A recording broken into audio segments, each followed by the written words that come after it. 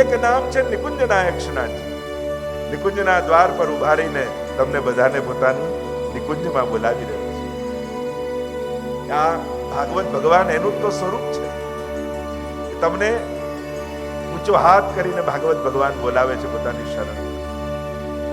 બીજું નામ છે શ્રી ગોવર્ધનનાથજી. આગળ ભાગવતમાં 10મા સ્કંદમાં કથા આવશે, ઇન્દ્રમાન ભંગની કથા. અને પોતાની વામ ભુજાની કનિષ્ઠા ઉપર ગિરિરાજજીને ધારણ કરી બધા જ વ્રજવાસીઓને પોતાના શરણમાં બોલાવશે કે આવો, તમારો રક્ષક હું છું ગોકુલનો નાથ. તમારી રક્ષા કરવાની મેં પ્રતિજ્ઞા કરી છે અને મારી શરણમાં. એક સ્વરૂપ શ્રીનાથજીનું આ છે. અને ત્રીજું સ્વરૂપ છે દેવ દમન શ્રીનાથજી. સમસ્ત દેવતાઓનું દમન કરી એમને દેવતા પદ યાદ અપાવી અને સર્વ પ્રકારના અન્યાશ્રયો છોડાવી પોતાની અનન્યતાનું દાન નિજ ભક્તોને કરે છે. તો ભાગવતમાં પણ એ જ ગોવર્ધનનાથજી બિરાજે છે. એટલે 12 સ્કંદ એની સાથે સમાનતા કરી ભાગવતજીની. પહેલો અને બીજો સ્કંદ શ્રીનાથજી બાબાના બંને ચરણારવિંદ, ત્રીજો અને ચોથો સ્કંદ શ્રીનાથજી બાબાના બાહુ, પાંચમો અને છઠ્ઠો સ્કંદ શ્રીનાથજી બાબાની જંઘા, સપ્તમ સ્કંદ શ્રીનાથજી બાબાનો મુષ્ટિકા વાળો હાથ. કમર ઉપર હાથ છે. સ્વરૂપની ભાવના એ છે કે આ કમર ઉપર કટી કેમ રાખી છે? એક ભાવ એ કર્યો કે જ્યારે જીવ ઊંચો હાથ જોઈને શરણે આવ્યો ને, એટલે શ્રીનાથજી બાબાએ શરણાગત જીવના હૃદયને પોતાની મુઠ્ઠીમાં પકડી લીધું કે તારું મન હવે મારી મુઠ્ઠીમાં છે, હવે તું ક્યાંય ભાગી નહીં શકે. અને મુઠ્ઠીની બહાર અંગૂઠો છે. એટલે ભાવના એ બતાવી સ્વરૂપની કે અંગૂઠો ભગવાન માયાને બતાવે છે કે હવે આ જીવ મારો થઈ ગયો, તારા કામનો રહ્યો નથી. હવે તું ગમે તેટલો તારો પ્રભાવ સંસારમાં બતાવ, પણ મારા જીવ ઉપર હે માયા તારો પ્રભાવ હવે થવાનો નથી. કારણ કે હવે આ મારો થઈ ગયો. મામે વયે પ્રપદ્યંતે માયા મેતામ તરંતી. ગીતાજીમાં પણ ભગવાને કહ્યું ને, જે મારો થાય માયાને તરી જાય.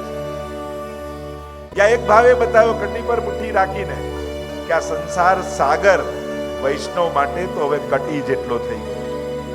હવે મસ્તક સુધી તમને ડુબાડશે નહીં.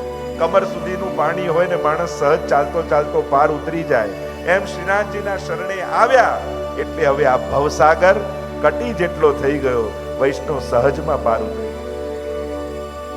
7મો સ્કંદ એ મુષ્ટિકા વાળો હાથ, 8મો અને 9મો સ્કંદ એ બંને વક્ષસ્થળ શ્રીનાથજી બાબા, 10મો સ્કંદ એ હૃદય, 11 સ્કંદ એ મસ્તક અને 12મો સ્કંદ એ ઊંચો ઉઠેલો હાથ, જેનાથી શ્રીનાથજી બાબા તમને બધાને પોતાના શરણમાં બોલાવી રહ્યા છે.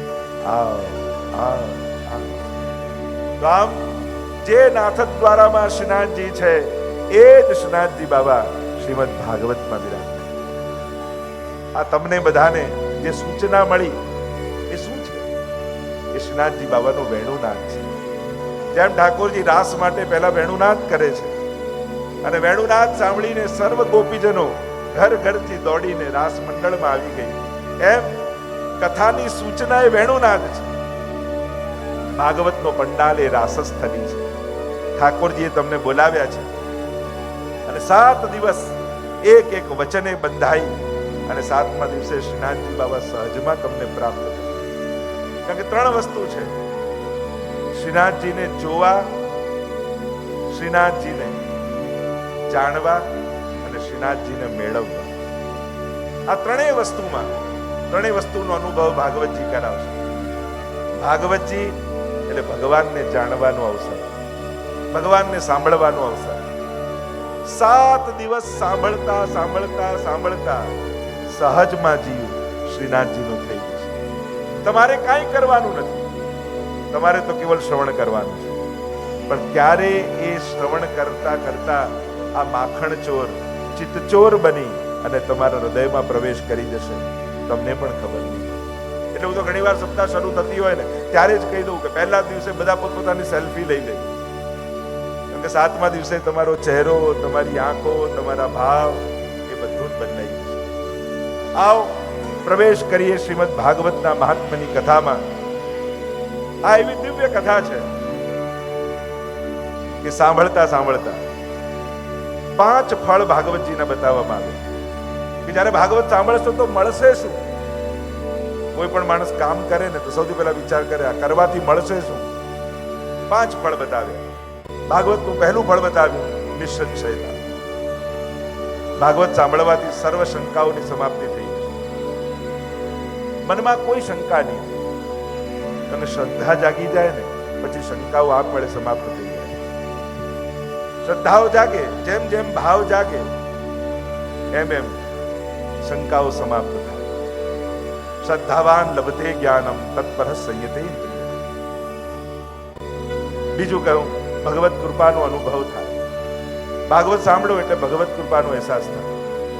ઠાકોરજી કૃપા તો કરી જ રહ્યા છે, આપણે એ કૃપાનો અનુભવ નથી કરી શકતા અને જાણી નથી શકતા. ઠાકોરજી પાસે જ્યારે પણ જાઓ ને તો એટલું માંગજો કે પ્રભુ તારી કૃપાને હું જાણી શકું ને સમજી શકું, એવી કૃપા કરો. સાક્ષાત ઠાકોરજીના દર્શન થાય. જે ભાગવત સાંભળે એને ભગવત દર્શન થાય. અનેક 5 ફળ હમણાં વિસ્તાર નથી કરતો. છેલ્લું ફળ કહું, 5મું ફળ. ભાગવત સાંભળવાથી અભયત્વની પ્રાપ્તિ. સર્વ ભય સમાપ્ત થઈ. તકલીફ એ છે દુનિયામાં, લોકો આપણને ભગવાનના નામે ડરાવે છે. 2 વસ્તુ યાદ રાખજો, જે ભગવાનના નામે લલચાવે અને જે ભગવાનના નામે ડરાવે એ વ્યક્તિઓથી દૂર થઈ જાય. ભગવાન સર્વ લાલસાઓને સમાપ્ત કરનારા છે. એટલે ભગવાનના નામે લલચાવનારા લોકોથી ક્યારે પણ આકર્ષિત ન થતા. આટલું કરશો તો આ મળી જશે, આમ કરશો તો આમ થઈ જશે. જે પણ મહાત્મા ગુરુ કે સંત પાસે જાઓ એ ભગવાનથી આ મળશે એવી વાત ન કરે, તને ભગવાન મળશે એવી વાત કરે ને એવા ગુરુના શરણમાં જાય. ભગવાનથી શું મળશે એમાં ન પડતા, ભગવાન ક્યારે મળશે એના ચિંતનમાં નહીં. કારણ કે જેને જેને ભગવાન મળ્યા ને એને પછી મેળવવાનું કાંઈ બાકી ન રહે. પણ જેણે ભગવાનથી મેળવવાના પ્રયાસ કર્યા એ ખાલી હાથે જ ગયા છે. ભાગવત સાંભળ્યા પછી એટલી સમજદારી તો આવી જવી જોઈએ કે મારે ભગવાન મેળવવા છે. જીવનનું પરમ લક્ષ્ય મારું ભગવત પ્રાપ્તિ છે. એટલે ભગવાનના નામથી જે લલચાવે યા ભગવાનના નામથી જે ડરાવે કે આ ન કર્યું તો આમ થઈ જશે, આમ ન કર્યું તો આમ થઈ જશે. અને માણસ દુખી હોય ને ત્યારે ડરાવનારા બહુ આવી જાય. તમે આ નથી કરતા ને એટલે જ તમારી જોડે આવું થાય. સોમવારે આ કરો, મંગળવારે આ કરો, બુધવારે આ કરો, ગુરુવારે આ કરો. દરેક વારે વારે જે ભગવાન બદલે ને એનો વારો નીકળી જાય. આપણે ત્યાં તો યહ નિત નેમ યશોદાજુ મેરે તિહારે હી લાલ લડાવન. આપણે તો સવારથી રાત અને 12 માસ અમારો લાલન અમારા માથે બિરાજે છે, અમારો શ્રીનાથજી બાબા બિરાજે છે. અને જેના પર શ્રીનાથજી બાબાની પ્રસન્નતા હોય ને એનું આ દુનિયામાં કોઈ કાંઈ બગાડી શકતું નથી. ભાગવત સાંભળ્યા પછી અભયતા પેદા થાય, નિર્ભયતા પેદા થાય. જુઓ ને, પરીક્ષિત મહારાજે કયું પુણ્ય કર્યું હતું? પાપ જ કર્યું ને. મરેલો સર્પ ઋષિના ગળામાં લપટાવ્યો. આપણે તેમ કહીએ કેટલા સત્કર્મો અને પુણ્યનો ઉદય થાય ત્યારે ભાગવત મળે. જોવા જાઓ તો પરીક્ષિત મહારાજથી પુણ્ય નહીં પાપ થયું, અપરાધ થયો. છતાંય ભાગવત ભગવાને કૃપા કરી એનો ઉદ્ધાર કર્યો. એટલે જીવનમાં ગમે તેટલા પાપ થયા હોય, મનમાં ગમે તેટલા લૌકિક આવેશો હોય, ભાગવત સાંભળવાનો મોકો મળે ને તો પાપનો વિચાર કરીને અટકી ન જાય. આ એક સ્થાન એવું છે જ્યાં બેસવા માત્રથી પાપમાંથી મુક્તિ મળી જાય. તમારે કોઈ પ્રયાસ નથી કરવાનો. જેમ સૂરજ ઉગે અને અંધારું જતું રહે, અંધારાને ખસેડવાની કોઈ મહેનત કરવાની જરૂર ન હોય, કેવલ સૂર્યોદયની પ્રતીક્ષા કરવાની. એવું જ માનો આજે આપણા બધાના જીવનમાં ભાગવત રૂપી સૂર્યનો ઉદય થયો છે. અને આ જ્યારે ઉદય થયો છે તો પાપને દૂર કરવાના પ્રયાસ નહીં કરવા પડે, સહજમાં સમાપ્ત થઈ. એવા શ્રીનાથજી બાબા અહીં પધાર્યા છે. આઈએ પ્રવેશ કરીએ મહાત્માની કથામાં. ભાગવત સપ્તાહનો એક એવો વિવેક છે કે જ્યારે પણ ભાગવત સપ્તાહ શરૂ થાય ત્યારે એનાથી પહેલા પદ્મ પુરાણાંતર્ગત 6 અધ્યાયમાં ભાગવતના મહાત્મ્યની કથા કહેવામાં આવે.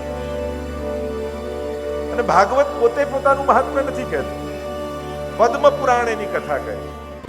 જો આપણે ત્યાં 17 પુરાણો છે અને શ્રીમદ ભાગવત એ 18મું મહાપુરાણ છે. તો તમે કહો કે પુરાણ અને મહાપુરાણમાં ફરક શું? તો કે જેમાં 5 લક્ષણ હોય એ પુરાણ અને જેમાં 10 લક્ષણ હોય એ મહાપુરાણ. સર્ગશ્ચ પ્રતિસર્ગશ્ચ વંશો મન્વંતરાણી ચ વંશાનું ચરિતમ ચેતી પુરાણમ પંચલક્ષણ. 5 લક્ષણ હોય પુરાણ અને જેમાં 10 લક્ષણ હોય મહાપુરાણ. અત્ર સર્ગો વિસર્ગશ્ચ સ્થાનમ પોષણ ભૂતય મન્વંતરેશાનું કથા નિરોધો મુક્તિરાશ્રય. 10 લક્ષણ જેમાં હોય એની આગળ દ્વિતીય સ્કંદમાં આપણે કથા જોઈશું કે આ 10 લક્ષણ છે શું. અને મહાપુરાણ કહેવાય. પુરાણ કહેવાય જેને કે જે પહેલા થઈ ગયું. પુરા ભવમ ઇતિ પુરાણ યા પુરા નવમ ઇતિ પુરાણ, જે સદાય નવું છે એ પુરાણ છે. શાસ્ત્રો ક્યારે પણ સમયની સાથે જૂના થતા નથી. કોઈ એમ કે આટલા હજારો વર્ષ પહેલા લખાયેલા ગ્રંથોનું આજે શું? તો આજે શું બદલાઈ ગયું? વ્યવસ્થાઓ બદલાઈ છે વૈષ્ણવો, વૃત્તિઓ તો આજે પણ એ જ છે. શું ક્રોધ જતો રહ્યો? શું લોભ જતો રહ્યો? શું ઈર્ષા જતી રહી? શું દ્વેષ જતો રહ્યો? આજે પણ છે ને. અને એવું નથી લાગતું કે પહેલા કરતા આ બધું વધી ગયું છે. આપણા વડીલો 100 વર્ષ પહેલા કદાચ અવ્યવસ્થામાં રહેતા, અભાવમાં રહેતા, આપણા જેટલું ધન અને સગવડતાઓ કદાચ ઘરમાં નહોતી, પણ એમના ચહેરા પર જે સંતોષ અને શાંતિ હતી, શું આજે આપણા ચહેરા પર એ છે? અભાવની વચ્ચે પણ એમના ચહેરા પર જે શાંતિ દેખાતી, આજે આટલા સુખ સગવડતાઓની વચ્ચે પણ શું આપણા ચહેરા પર એ બધું છે? નથી લાગતું આ ક્રોધ, લોભ, ઈર્ષા, દ્વેષ આ બધું દુનિયામાં વધ્યું હોય? અને જો એમ લાગે છે કે આ વધ્યું છે તો શાસ્ત્રોની પહેલા કરતા જરૂરિયાત વધી છે. કારણ કે આ ભાગવત કરશે શું? આ શાસ્ત્રો કરશે શું? વ્યવસ્થાઓની બદલે તમારી વૃત્તિઓને બદલી નાખશે. અને માણસની વૃત્તિ બદલાય ને પછી અવ્યવસ્થાઓની વચ્ચે પણ એ આનંદમાં રહી શકે. અને જો વૃત્તિ નથી બદલાઈ તો આટલી સુખ સગવડતાઓની વચ્ચે પણ આજે માણસના મનમાં શાંતિ અને આનંદ નથી. અને શાંતિ અને આનંદને ગોતવા માટે માણસ ક્યાં ક્યાં જાય, પણ પાછો આવે ત્યારે એ જ અશાંતિ લઈને માણસ મનમાં આવે. શાંતિ છે ક્યાં? ગીતાજીમાં ભગવાનને પૂછો તો કહે તમેવ શરણમ ગચ્છ સર્વ ભાવેન ભારત તત્ પ્રસાદાત પરામ શાંતિ. શાંતિ તો મારી શરણાગતિમાં છે. એટલે વૈષ્ણવો, દુનિયા ફરીને આવો, શાંતિ અને આનંદ એ તો કેવલ ને કેવલ ઠાકોરજીના ચરણોમાં જ મળવાનું. એટલે વ્યવસ્થાઓ ભગવાન બદલી દે ચમત્કાર નથી, માણસની વૃત્તિઓ બદલી દે એ જ મોટો ચમત્કાર છે. અને ભાગવત ભગવાન આ ચમત્કાર કરશે. આખે આખો માણસ બદલાઈ જાય ને એનાથી મોટો બીજો ચમત્કાર શું?